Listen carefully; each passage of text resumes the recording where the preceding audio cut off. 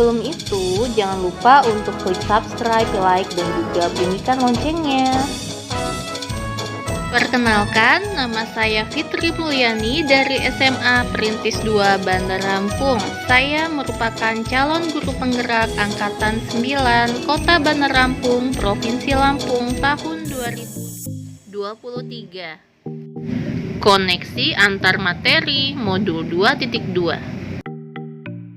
Pertanyaan pertama, apa kesimpulan tentang perubahan pengetahuan keterampilan sikap sebagai pemimpin pembelajaran setelah mempelajari pembelajaran sosial dan emosional?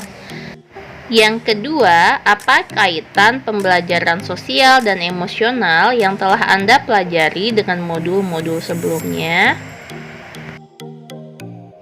Untuk menjawab pertanyaan nomor 1, kita sebagai guru sangat perlu mempelajari materi tentang pembelajaran sosial dan emosional agar dapat memahami, menghayati, dan mengelola emosi, menetapkan dan mencapai tujuan positif berdasarkan dan menunjukkan empati kepada orang lain, membangun dan mempertahankan hubungan yang positif, dan membuat keputusan yang bertanggung jawab.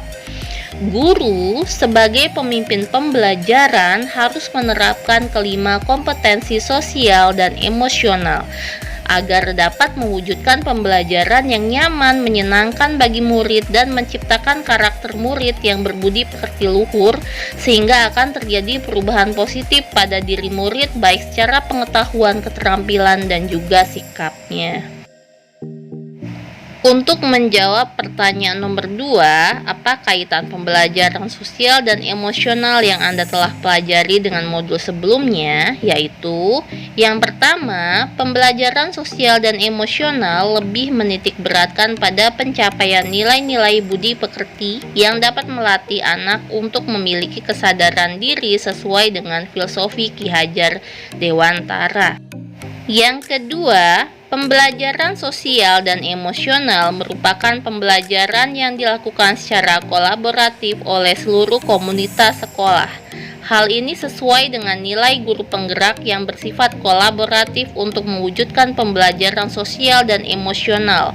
Maka, seorang guru harus dapat menjadi pemimpin pembelajaran yang dapat membuat lingkungan sekolah yang nyaman, aman, menyenangkan, namun tetap menantang dan relevan bagi muridnya.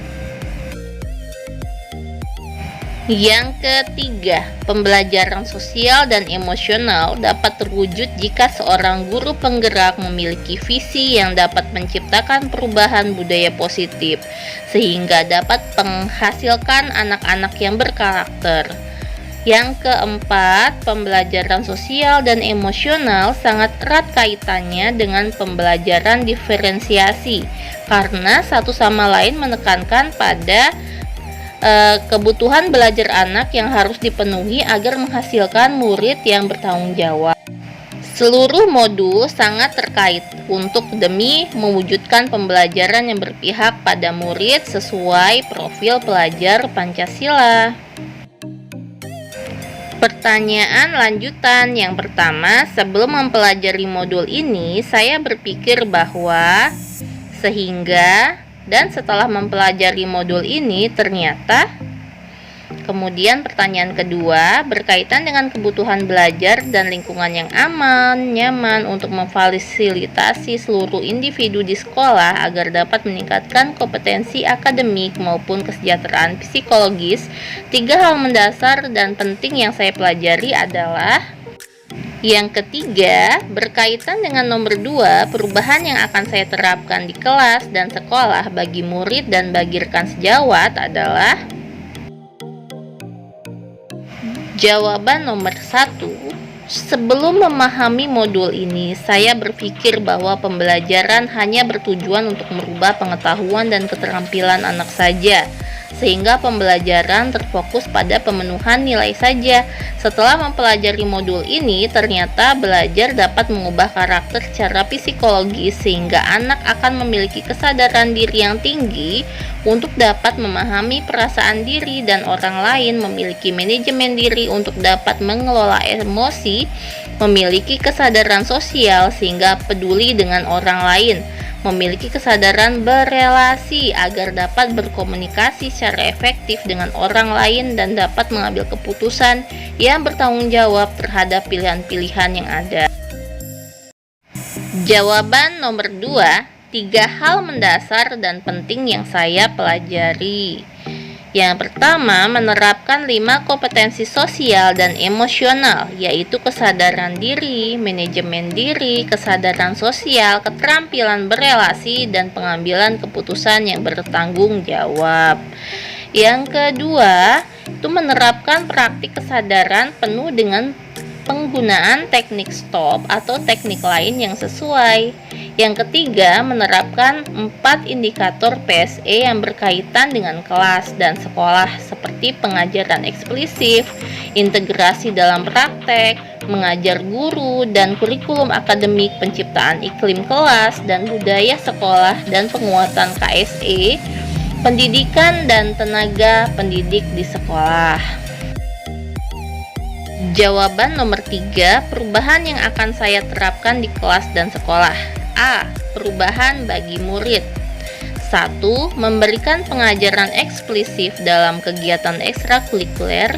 Yang kedua, melakukan integrasi dalam praktek mengajar guru dan kurikulum akademik seperti melakukan pembukaan hangat, kegiatan inti yang melibatkan murid secara aktif dan penutupan optimis.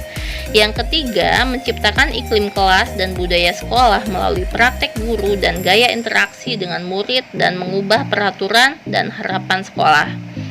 Yang B, perubahan bagi rekan sejawat. Melakukan penguatan KSE, pendidikan dan tenaga kependidikan di sekolah dengan memodelkan bagi guru atau tenaga kependidikan di sekolah, belajar dengan berbagi praktik baik, dan berkolaborasi dengan cara membuat komunitas belajar di sekolah, dan mengintegrasikan KSE dalam pelaksanaan rapat guru.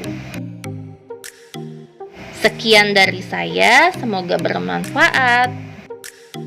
Mari teman-teman semua, jadilah guru yang selalu menuntun, memberikan teladan terhadap peserta didiknya.